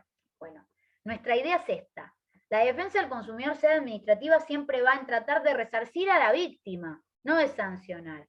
Y con esto voy a lo que les explico. Yo en la oficina soy encargada de capacitación. Cada vez que entra alguien nuevo a la oficina, mi deber es capacitarlo. Y lo primero que les digo es que ellos a los consumidores que vienen a hacer una denuncia les tienen que explicar que la ley 24240 no es una ley sancionatoria, es una ley conciliatoria. La idea es conciliar, es que la víctima se vaya de alguna forma resarcida en su daño, ¿sí? En lo que está sufriendo o sufrió, más que en tener el beneficio de que sea sancionada la empresa. Porque a mí no me sirve de nada sancionar a una empresa si la situación material del consumidor sigue vigente. ¿Qué quiero decir con esto? Yo hace 3 meses que no tengo teléfono, ¿sí? ¿De qué me sirve ir por la sanción contra Telecom, por decir algo, si la persona va a seguir sin teléfono? ¿Sí? Yo necesito que le den el servicio, y si no lo dan, que sean francos, que le digan que no se lo pueden dar, que le devuelvan lo que le cobraron todo este tiempo que pagó y no tuvo el servicio, y aún más, y listo, ¿sí? Pero mi deber no tiene que enfocarse en, como algunos consumidores lamentablemente muy ofuscados vienen, y yo los entiendo en, no, no quiero nada, no me interesa que me ofrezcan nada, yo quiero que los sancionen con todo lo que se pueda. Pero señora, usted tiene la heladera rota, se va a comprar otra, ¿qué va a hacer? Porque yo sanciono a la empresa que no le reparó la heladera, pero usted sigue con la heladera rota, ¿de qué le sirve que yo sancione a la empresa? Yo necesito que usted se lleve una heladera nueva, o necesito que le reparen su heladera. Bueno, esta es la cuestión, y esto tiene que ver con estas corrientes de daños que vemos en el Código Civil y Comercial, pero que a nosotros nos sirve en la esfera consumeril, la 2, que está acá, ¿sí? Bueno, después tenemos la teoría de la reparación, ¿sí? En el derecho del consumidor, ¿sí? En donde en el 40 dice que si el daño al consumidor, en el 40 de la 2440, si el daño al consumidor resulta del vicio o riesgo de la cosa o de la pretensión del servicio, responderán el productor, el fabricante, el importador, el distribuidor, el proveedor, el vendedor y todos. Y quien haya puesto su marca en la cosa o servicio, ¿sí? El transportista por los daños ocasionados cuando llevó o trajo la cosa, ¿sí? Acá hablamos de una solidaridad, ¿sí? Este artículo 40 nos trae, ¿sí? Una innovación en su momento, que después igual fue receptada por el Código después del 2015, de lo que era responsabilidad solidaria. Esa responsabilidad solidaria que veíamos en la ley de contrato de trabajo, prácticamente con la tercerización de servicios y de servicios laborales, bueno, lo mismo, ¿sí? Algo similar, lo traemos a derecho del consumidor y tenemos estas cuestiones, ¿sí? Después, entre el productor, el fabricante, el importador, el transportista, quieren repetir entre ellos y quieren arreglarse, bárbaro, se arreglan entre ellos, pero al consumidor, alguno de todos estos le tiene que dar una solución. ¿Quién? No me importa, yo cito a todos los que están en la cadena de consumo. Alguno tiene que reparar el daño. Y eso también hay que explicárselo al consumidor, porque muchas veces el consumidor está muy emparentado, tal vez, en el sentido no literal de la palabra, sino más bien ilustrativo, con la casa vendedora, ¿sí? Porque le tiene confianza, porque hace mucho que va y no la quiere citar. Pero la casa vendedora a la larga es el primer proveedor de la relación de consumo, entonces tiene que estar citado, ¿sí? A veces hasta es el nexo de comunicación entre nosotros y el fabricante, porque por ahí el fabricante a veces le da más bolilla, hablando mal y pronto, a la casa vendedora que a la esfera de consumeril. Entonces, por eso tienen que traerlo. O a veces es al revés.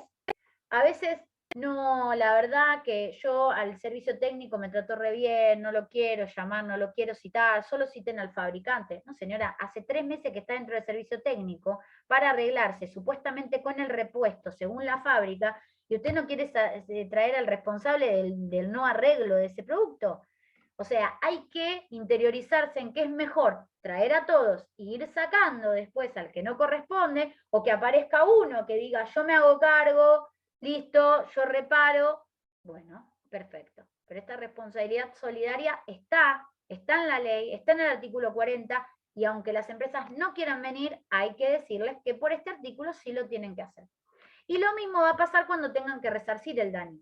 porque si después esto termina en una sanción, ustedes vieron en una jurisprudencia que yo les pasé hace un ratito en otro tema, cuando hablábamos del trato indigno, que yo les mostré una sanción administrativa contra el Banco Francés y Prisma. Ahí tuvieron que responder los dos, ¿sí? Tanto el banco como el que detentaba la red de cajeros, que era Prisma, ¿sí? Respondieron los dos, tanto para el consumidor como para la municipalidad. Y ahí estaba la solidaridad. Bien. Bueno, este es el factor con la carga dinámica probatoria que vimos hace un ratito rápido que yo les expliqué, ¿sí? Esto lo van a ver mucho más en profundidad y no merece mayor detalle en la otra charla, pero además es muy genérico. Y ahora voy al daño directo, ¿sí? El daño directo, que también lo van a profundizar seguramente con el doctor Ganino, aparte él lo ama con toda su alma, el daño directo es como su hijo, y se los digo así, pasionalmente, porque ya sabemos más o menos qué temas tenemos que tratar y qué temas le gustan más a cada uno, y sabemos que él ama el daño directo. Escribió artículos en los libros de daño directo. En la parte de nuestro propio libro, que no sé si les los conté, nosotros escribimos un libro que se está usando en toda la provincia de Buenos Aires, y en otros lugares también, sobre el procedimiento administrativo de consumo en la provincia, y hablamos un poco de daño directo. Obviamente ese capítulo le tocó a él, ¿no? Lo ama, así que él lo va a decir con mucha más pasión que yo. Yo lo que les puedo decir de daño directo es que es hermoso, que la verdad que a todos nos gusta mucho porque es lo que permite resarcir de alguna forma en la sede administrativa, lo único que permite, más allá de la conciliación, en sede administrativa al consumidor, ¿sí? Es esa sanción que ya no va a quedar solo en manos de las arcas del municipio, sino esa sanción que va a llevarse el consumidor en su bolsillo si la empresa paga, y si no después con una vía ejecutiva como si fuera una ejecución de cualquier pagaré, ¿sí? Entonces este daño directo es súper importante. ¿Y por qué hago tanto hincapié en lo importante que es? Porque hasta hace poco nadie lo quería imponer, ¿sí? Nadie se quería meter en esto, y hoy en día hay muchos municipios, muchas sedes y muchos jueces en la esfera judicial que no saben lo que es el daño directo y posteriormente lo que es el daño punitivo. Los confunden. Y yo básicamente les voy a decir la diferencia rápidamente antes de seguir y me adelanto a las filminas. El daño directo se impone en sede administrativa solamente, ¿sí? Solamente. No puede imponerse en sede judicial. Y el daño punitivo es, dentro de la 24240, otro de los daños exclusivos del derecho consumeril que se imponen solo en la vía judicial y no en la administrativa. Esa es la más clara diferencia. Punitivo jamás en la administrativa, daño directo jamás en la judicial, ¿sí? El 40 bis es el que me direcciona sobre lo que es el daño directo, ¿sí? Dice que es todo perjuicio o menoscabo al derecho del usuario o consumidor susceptible de apreciación pecuniaria ocasionado de manera inmediata sobre su bien o sobre su persona como consecuencia de la acción o omisión del proveedor de bienes o del prestador de servicios. Y acá dice, los organismos de aplicación, mediante actos administrativos, fijarán las indemnizaciones para reparar los daños materiales sufridos por el consumidor de los bienes objeto de la relación de consumo. Esta facultad solo puede ser ejercida por organismos de la administración, ¿sí? Que reúnan los siguientes requisitos, ¿sí? Y ahí están los requisitos que tendríamos que tener la autoridad administrativa para poder imponer el daño directo, ¿sí? Ahora, ¿qué es básicamente en un ejemplo el daño directo? A mí se me rompe la heladera, como dijimos recién. Lo que salga esa heladera o la reparación de la misma, si se pudiera, es el daño directo. No los días que yo estuve sin heladera, no los remises que me tuve que tomar para ir a reclamar por la heladera, las cuentas de teléfono por los llamados que tuve que hacer, lo que le tuve que pagar al vecino para que me guarde los alimentos, la mercadería que perdí porque no me andaba la heladera. Todo eso son daños y perjuicios, recontra válidos de reclamar, pero no en sede administrativa. El daño directo va directamente a lo tangible, a lo palpable del problema. Este señor que hace 3 meses que no tiene teléfono, ¿cuál va a ser el daño directo? 3 facturas de teléfono, ¿sí? no los trabajos que perdió, los Zoom del colegio que no pudo hacer, ¿sí? ¿Se entiende? Por eso es tan diferente al reclamo por daños y perjuicios, por eso es tan chiquito y exclusivo y directo, y es tan fácil de direccionar, aunque parezca mentira, por un organismo, aunque no seamos jueces, ¿sí? Por esta simple razón, de que es básicamente el problema en cuestión, nada más. Bueno, acá van a ver jurisprudencia, ¿sí? Y ahora venimos con el daño punitivo. El 52 bis, el 40 bis daño directo, el 52 bis daño punitivo, siempre en la 24240. No lo van a encontrar en otro lado, en la 24240.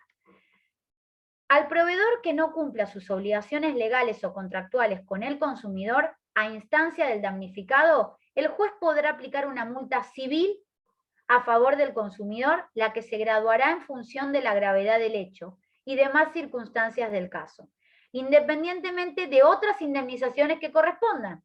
Por eso, el daño punitivo está en la esfera de los daños y perjuicios, porque hay una liquidación que nosotros vamos a practicar en la demanda con distintos daños, y entre esos vamos a incluir el daño punitivo, ¿sí? Siempre que se hable de un tema de consumidor, incluimos el daño punitivo, ¿sí? Cuando más de un proveedor sea responsable del incumplimiento, responderán todos solidariamente ante el consumidor sin perjuicio de las acciones de regreso que les corresponda, lo que hablábamos recién de la solidaridad.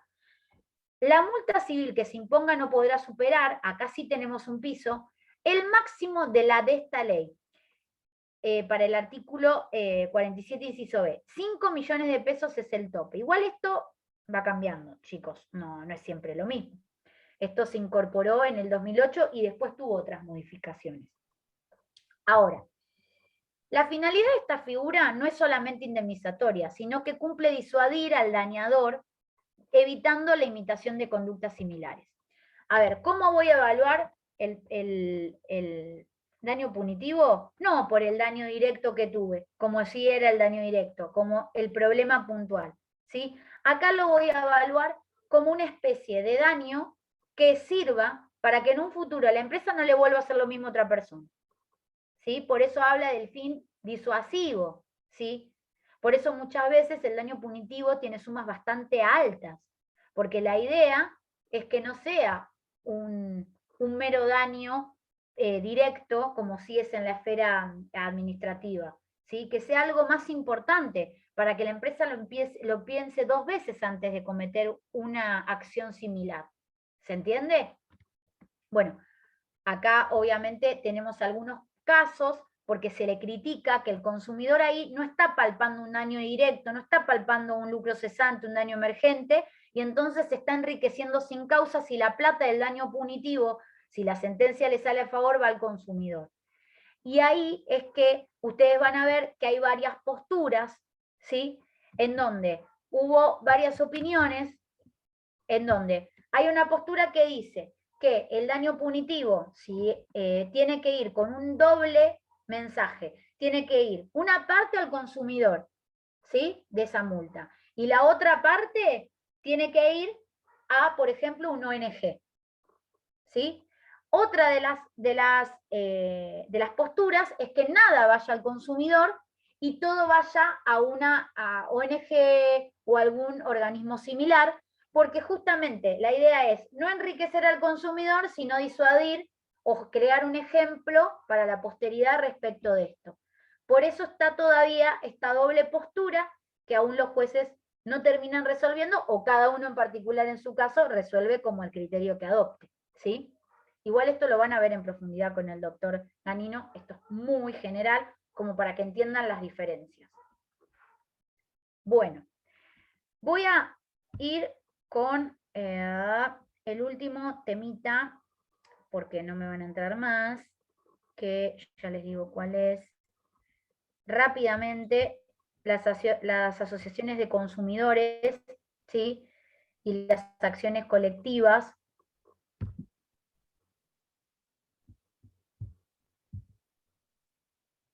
Bien. A ver, lo vamos a ver rápidamente, está muy ligado el uno al otro, así que voy a tratar de hacerlo lo más rapidito posible. Bien.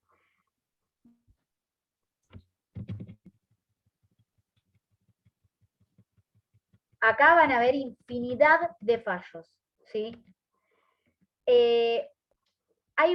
¿Por qué tantos fallos? Porque no hay tanta legislación sobre este tema, ¿sí?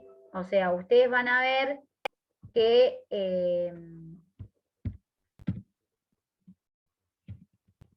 perdón, ahí va. Como no hay mucha legislación, hay mucha doctrina y jurisprudencia sobre esto, ¿sí? Recién hace poco se están creando los registros de asociaciones de consumidores que van ligados con el contexto de las acciones de clase o colectivas, ¿sí? No están como todavía del todo adaptados, por lo menos en nuestro país, ¿sí? A ver, las ventajas del proceso colectivo es que uno accede a los intereses económicos de toda una clase, ¿sí? De toda una cultura, de toda una parte de la sociedad.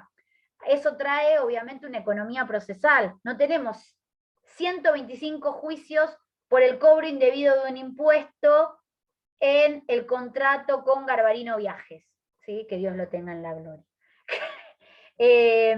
Tenemos un solo litigio con un montón de consumidores que persiguen el mismo fin. Ahora, ahí tienen otra de las cuestiones. Tenemos que hablar del litigio que persigan el mismo fin. Todos los consumidores tienen que perseguir lo mismo, ¿sí? Cuando son cuestiones colectivas, a nosotros en la Oficina de Defensa del Consumidor también nos pasa. Por ejemplo, un tema viaje de egresados.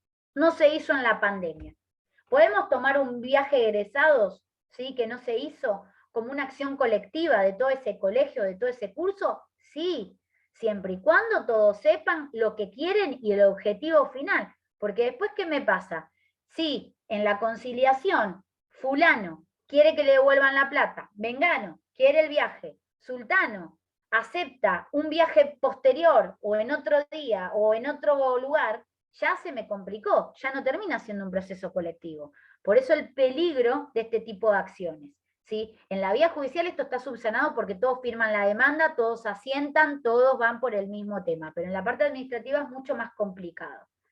Con esto, ¿qué se busca? Desalentar prácticas abusivas, ¿sí? Decisiones jurídicas participativas, de diálogo institucional, que van cambiando conductas, ¿sí? Esto, bueno, nada, la fuente, como les dije, de derecho más importante en la esfera de acciones de clase o colectivas fue la jurisprudencia. Fueron los jueces y sus sentencias, claramente. Y tienen muchos muy importantes sobre esto, por ejemplo, que es el fallo Mendoza, el fallo Alavi, ¿sí? La causa PADEC y la causa CEPIS. CEPIS yo creo que todos lo deben conocer, y Alavi también, ¿sí? Son fallos súper conocidos. No me puedo detener demasiado en todos, porque si no vamos a estar hasta mañana, pero son súper interesantes. Bueno, acá está la de Alavi, ¿sí? En donde fue un ícono en lo que es la acción de clases, ¿sí? Acá él lo ingresó como un interés individual, pero en realidad terminó siendo una causa colectiva que, gracias al fallo de esta causa, ayudó a muchos casos posteriores, y esa es la cuestión, una pretensión, como dice acá, enfocada en los efectos comunes. Este caso era, en su momento, si no recuerdo mal, era el tema de que había una ley, ¿sí?, de telecomunicaciones que tenía determinadas directrices, se había sancionado nueva, determinadas directrices, en donde, entre otras cuestiones, había la obligación de conservar 10 años, las conversaciones telefónicas y un montón de cuestiones, que este señor, Alavi, consideraba como invasivo, como violatorio de la intimidad, ¿sí?, y de un montón de otros derechos que poseía. Entonces inició como una especie de inconstitucionalidad de esta ley y terminó ganando, ¿sí? Pero esto fue para muchos, no fue para él solo, porque estaba atacando una ley que a todos nos iba a competir de alguna forma en un futuro. Por eso se habla de acciones de clase o colectivas. Bueno, van a ver un montón, ¿sí?, de casos. Acá lo que hay que reclamar, o sea, ¿quién puede reclamar? Es el afectado, el defensor del pueblo, las asociaciones intermedias que tengan por objeto estatutario defender derechos de incidencia colectiva, que ahí son las asociaciones de consumo que vamos a ver en un segundito, ¿sí? Y los requisitos, bueno, nada, la acordada 32 del 2014 da los requisitos para para todas estas cuestiones, crea el registro público de procesos colectivos, tiene la admisibilidad del proceso para notificar y la inscripción de las novedades. ¿Por qué? Porque después de que todo esto sale a la luz y termina siendo una sentencia favorable, hay que registrar este procedimiento, ¿sí? Hay que publicitarlo. Obviamente hay excepciones, como las cuestiones penales, pero en general se publicita y se registra, ¿sí? Por eso está el registro. Bueno, básicamente eso es lo que son acciones de clase o de incidencia colectiva, ¿sí? Piensen, por ejemplo, en las acciones que tengan que ver con el derecho ambiental. Esas son prácticamente un ejemplo súper directo de lo que es una acción de clase o de incidencia colectiva. Y por último, les voy a mencionar, a ver si lo encuentro, acá. Ahí está. Bien. Rápidamente y veloz. Las asociaciones de consumidores, ¿sí? Son súper importantes. Muchas veces los consumidores no las conocemos y se han dado a conocer por suerte, valga la redundancia, no hace mucho, pero por suerte sí, en la actualidad tenemos demasiadas. Para mi gusto, excelente que haya demasiadas igual, no lo digo con negatividad, porque ayudan muchísimo. Ayudan, por ejemplo, en esto que les dije, en las acciones de clases o incidencia colectiva. Ayudan generalmente en la parte más judicial que administrativa, aunque en la administrativa también se presentan, ¿sí? Son asociaciones privadas y civiles sin fines de lucro que tienen por finalidad la defensa, información y educación del consumidor, independiente de toda empresa o gobierno. ¿Sí? Deben velar por el cumplimiento de las leyes, decretos y resoluciones de carácter nacional, provincial o municipal, ¿sí? Representan los intereses de los consumidores ante la justicia, ante las autoridades de aplicación o ante cualquier otro organismo oficial o privado, ¿sí? Si un consumidor ha realizado un reclamo en la empresa o comercio que le ha vendido el producto o el servicio que él considera que es deficiente o irregular, puede solicitar los servicios que las diversas asociaciones de consumidores brindan para que lo asistan en la gestión del reclamo administrativo judicial, ¿sí? Brindan también asesoramiento muchas veces, no solo ir directo a una acción, ¿sí? Pueden ayudar a gestionar reclamos en diversos servicios, a veces ayudan en las cuestiones de servicios públicos, ayudan mucho a los hipervulnerables, ¿sí? Hacen las acciones colectivas de las que hablábamos. Pueden ayudar, por ejemplo, en las ejecuciones de los daños directos que hablábamos antes, ¿sí? A partir de la sanción de la 24240 de la reforma constitucional del 94, los artículos 41, 42 y 43 y la evolución de la jurisprudencia, especialmente en este caso que hablábamos de Alavi, se ha fortalecido enormemente el derecho de las acciones de incidencia colectiva y se ha fortalecido, obviamente, automáticamente a las asociaciones de defensa colectiva de los consumidores, ¿sí? Bueno, acá tienen acciones de clase, lo que son en el mundo, en España, en Suecia, en Brasil, ¿sí? Y las asociaciones de consumidores obviamente tienen legitimidad total, ¿sí? Para todas estas cuestiones en donde dijimos que pueden actuar, ¿sí? La Constitución también les da, como decíamos, en una parte de su artículo, esta competencia, esta potestad, ¿sí? La jurisprudencia, el artículo 55 y 56 de la ley 2440, cuando habla de la legitimación, de la autoridad, de la autorización para funcionar, ¿sí? En la 2440 se detalla inclusive mucho más cómo tiene que ser todo esto, y la verdad que nosotros nos llevamos muy bien con las asociaciones de defensa del consumidor porque ayudan muchísimo, sobre todo, bueno, en estas cuestiones que a veces quedamos chicos en el transcurso de tanta cantidad de gente, sobre todo acciones grandes, de clases, etc. Bueno, yo creo que con esto creo que fue un tiempo récord de tantos temas, espero que se hayan entendido a pesar de lo que me apuré.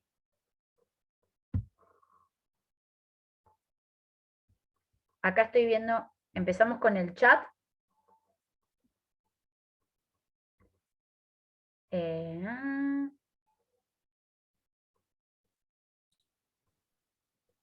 Bueno, vamos, si te parece, con algunas preguntas que tenemos. algunas cosas con respecto al link de asistencia. Yo voy a publicar acá mi teléfono para que lo resolvamos después. Ahí va, listo. Acá tengo una, la primera que veo, a ver si no me dejas mentir, dice Estrella Ibáñez, creo. Buenas tardes, cuando reclaman deudas viejas y piden valores usureros, ¿podemos reclamar por COPREC?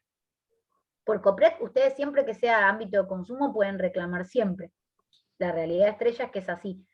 O sea, si reclaman deudas viejas, vos lo que tenés que mirar es de qué época se trata y si no está prescripta esta deuda. Si está prescripta, claramente, si querés, no tenés que meterte en un litigio, porque está prescripto y te asiste la prescripción. Si estás en la duda o no sabes, porque recuerden que esto es del derecho civil y comercial, las prescripciones a veces están interrumpidas por el inicio de los juicios, por las notificaciones, ¿sí? Por los inicios de mediaciones y uno no se enteró.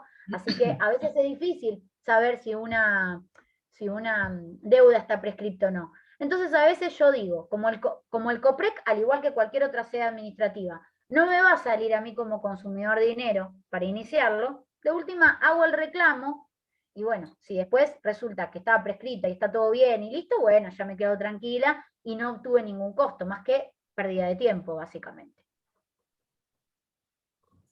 Bueno. Es muy interesante lo que comentaste, Samantha, respecto de los entes reguladores específicos, diversas oficinas que se dedican, por ejemplo, la ANAC. Nosotros trabajamos en conjunto también con la delegación que nos corresponde de la Defensoría del Pueblo, tanto como para los que trabajamos en organismos administrativos, como para los abogados que asesoran a sus clientes en caso de defensas del consumidor. Está muy bueno tener en cuenta cuál es la estrategia, qué camino tomar, si me conviene COPREC porque yo sé que voy a ir a juicio y me ahorro la mediación, si me conviene, si es un reclamo pequeño que lo puedo solucionar por defensa del consumidor, ya sea de Cava o de Provincia de Buenos Aires, si es, por ejemplo, nosotros tenemos la misma óptica, determinados reclamos los derivamos no por el hecho de que no los querramos tomar, sino porque el consumidor o el usuario necesita una vía más expedita que lo resuelva ya. Un tema de salud, yo no puedo esperar, más allá de que pueda dictar una medida preventiva, no puedo esperar que se activen los mecanismos, y con Defensor del Pueblo lo estamos manejando muy bien, sobre todo cuando se trata de obras sociales del Estado. Son mecanismos que es muy interesante, por eso en algún momento este año es la idea, estamos llenos de actividades, pero este año el rol del abogado y las diversas estrategias, bueno, sí, en lo que es... Ni hablar, en el libro que yo les mencioné, uno de los capítulos que yo escribo justamente es el rol del abogado. Es algo que me apasiona explicar porque recibimos, sobre todo hace mucho tiempo, ahora no tanto, recibíamos muchas veces cuando íbamos a un congreso o cuando íbamos a dar una charla, de los abogados a veces, no digo malos tratos, pero como una cuestión ríspida de que parecía que los que trabajábamos de la parte consumeril del Estado, digamos, era como que les estábamos haciendo una competencia desleal al no exigir, tal vez, ¿sí?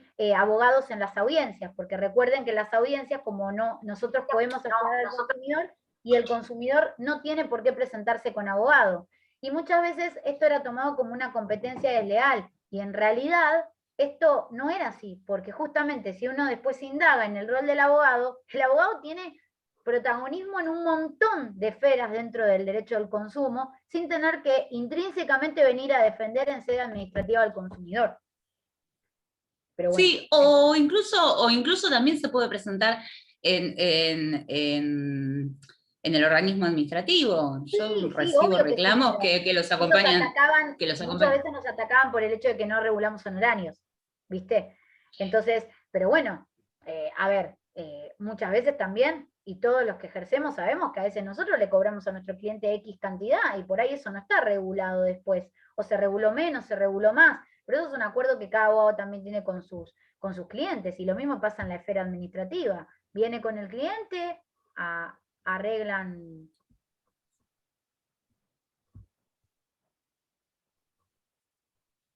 Ahí se me cortó, me parece. Bueno, igual. Se me congeló. Podía pasar, podía pasar. Alguien está reclamando el nombre del libro y yo me tomo el Por atrevimiento favor. porque lo tengo acá. Si querés decirlo y decí además dónde Si lo... quieren, yo les voy a dejar en el chat, ahí les dejé mi teléfono, mi celular, ¿sí?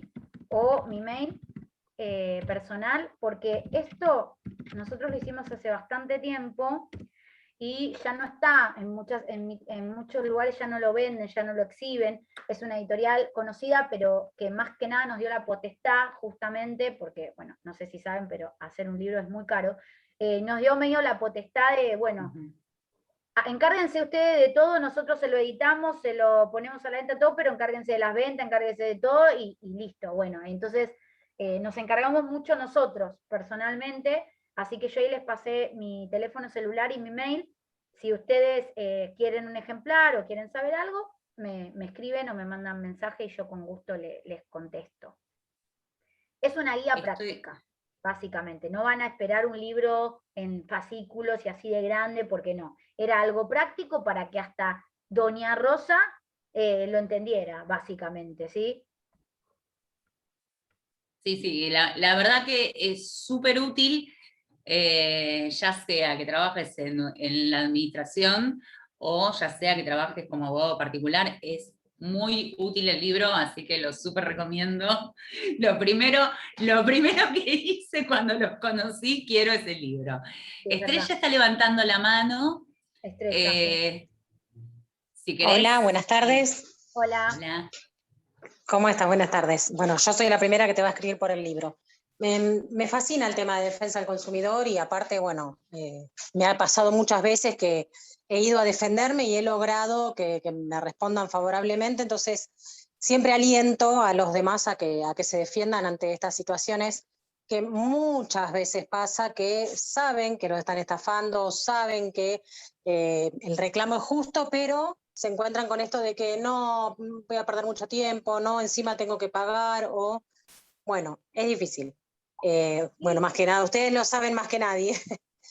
El tema es, yo generalmente, o sea, trabajo con mucha gente, entonces generalmente los reclamos son con esto, de deudas viejas, que resulta que empezaste a trabajar en blanco 10 años después y te aparece que te quedó una cuota de algo, por ejemplo, no sé, ayer me decía una compañera, me están reclamando telefónicamente, esto es lo que yo cuando digo, bueno, eso no tiene ningún asidero legal, digamos, 120.000 pesos. Y yo me acuerdo que me quedó una cuota, no sé, Italcred, supongamos, hace 10 años, de una heladera.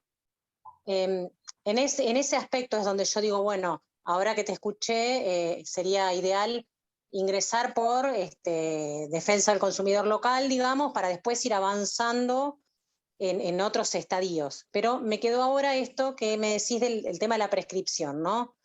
¿Cómo sé yo si me iniciaron algún tipo de demanda? ¿Dónde lo averiguo? Esa sería la primera respuesta. A lo mejor está en el libro y lo voy a leer, pero sería la primera duda ahora. O sea, vos querés iniciar este reclamo del que hablaste y te gustaría saber dónde sería mi recomendación. No, sino, ¿cómo sé si me iniciaron algo para contar la prescripción? No. Y no, en general, bastante difícil. Ah, ahí estaba. Bastante difícil. Es bastante difícil. Una guía, porque además el sistema de consultas web de Capital Federal funciona bastante bien en lo que es el foro comercial. También se puede ver ahí con el nombre y apellido del demandado, pero es difícil porque en realidad nos deberíamos también fijar en el domicilio del consumidor. Es difícil saberlo. Lo que sí directamente se puede iniciar reclamo en sede administrativa, ya sea por COPREC, ya sea por Defensa del Consumidor cada provincia, pidiendo información al respecto. tanto a la entidad en este caso creo que dijo un banco, como al estudio jurídico que se supone que se comunica. Nosotros lo hacemos así. Exacto. Igualmente, totalmente de acuerdo. Está bien, entonces, perfecto. Y yo, cuando inicio el reclamo, ¿lo inicio solicitando que la deuda está prescripta o no es necesario? Yo no es necesario. Primero pregunto qué se debe, en carácter de qué año, y nada más. Ah, perfecto. Listo. Esa era la duda principal No para sé, Samantha, saber ¿sos vos la expositora? ¿Ustedes cómo lo inician? ¿Se me congeló Samantha?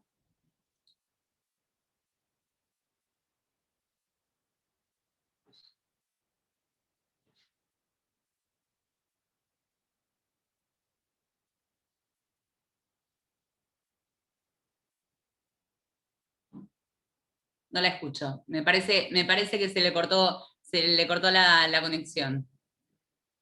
Bueno, no sé si hay alguna otra pregunta. Mientras tanto, los que tengan problemas con el link de... ¿Me escuchan? Sí, se escucha.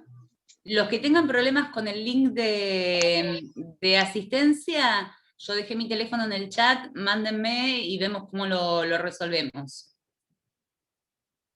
Parece que a la doctora Lagruta se le cortó la conexión y no la tengo en lista de espera. Bueno, ¿alguna otra pregunta que tengan? Si no, me gustaría esperarla para saludarla.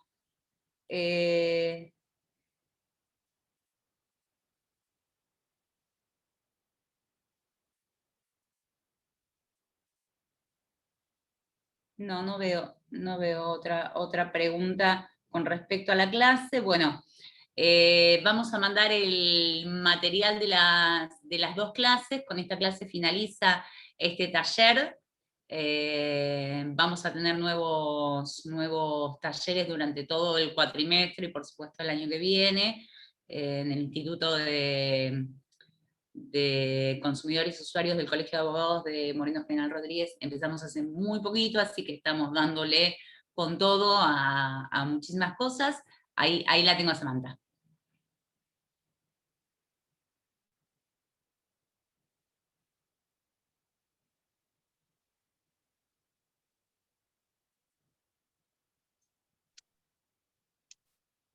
Perdón. Se te cortó y no quería terminar la actividad sin despedirte. No, volví, agarré el celular. Dejé la computadora, agarré el celular. Listo. Bueno, Samantha, seguramente nos vamos a estar viendo en alguna otra clase, tenemos programadas varias actividades con ustedes, así que bueno, en los grupos de WhatsApp, en el listado de difusión del colegio, vamos a estar compartiendo todas las actividades. Te agradezco muchísimo, la charla estuvo más que clara. Queda abierto un abanico de cosas para profundizar que es apasionante, así que bueno, los saludo a todos, muchas gracias por la participación y hasta la próxima. Gracias a ustedes.